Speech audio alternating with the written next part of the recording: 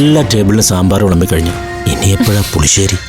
രണ്ടാമത് ചോറ് വിളമ്പുമ്പോഴാ പുളിശ്ശേരി. ഇവിടെ ഇത്തിരി തോരൻ. ആ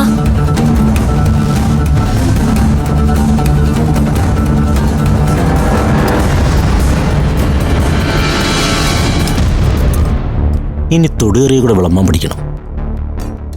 അതിനൊക്കെ ഒരു ഓർഡർ ഇല്ലേ? എനിക്കത് പറഞ്ഞുതരൂ.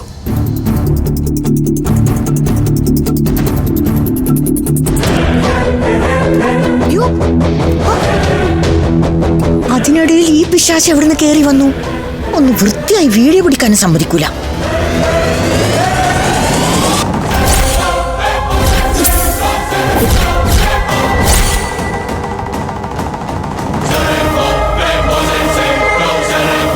അതെ, ഇത് വീടല്ല, ഹോട്ടലാ.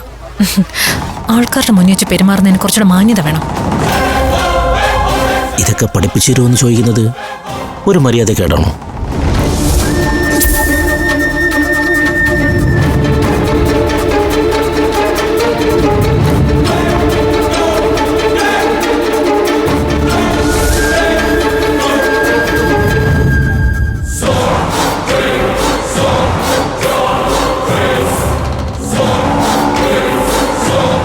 എന്റെ പിന്നാലെ നടന്നിങ്ങനെ ശല്യപ്പെടുത്താതെ കൗണ്ടറിൽ പോയിരിക്കെ. വിളമ്പാൻ എനിക്ക് ആരുടെയും സഹായം വേണ്ട.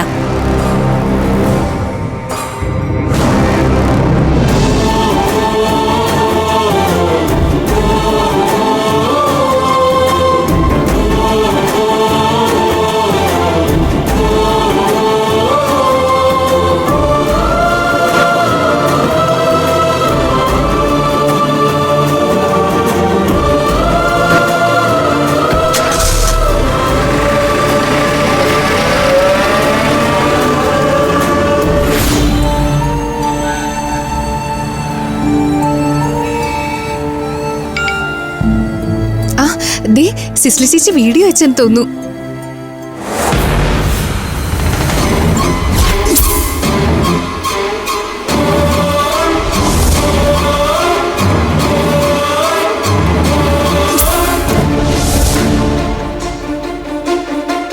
ഇവനെന്താ നമ്മുടെ പഞ്ചരത്നത്തിന്റെ കാര്യം അമൃതേച്ചി ഇത് എങ്ങനെ അനുവദിച്ചു കൊടുത്തു?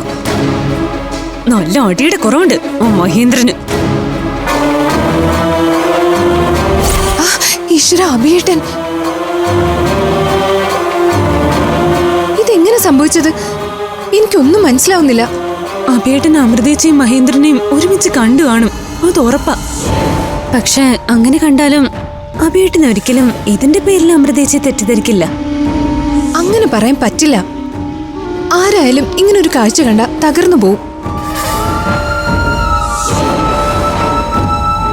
ആകാശേട്ടന്റെ മനസ്സിലെ മറ്റൊരാളാണെന്ന് അറിഞ്ഞ നിമിഷം ഞാനും ഇതുപോലെ ഒരുപാട് സങ്കടപ്പെട്ടതാ.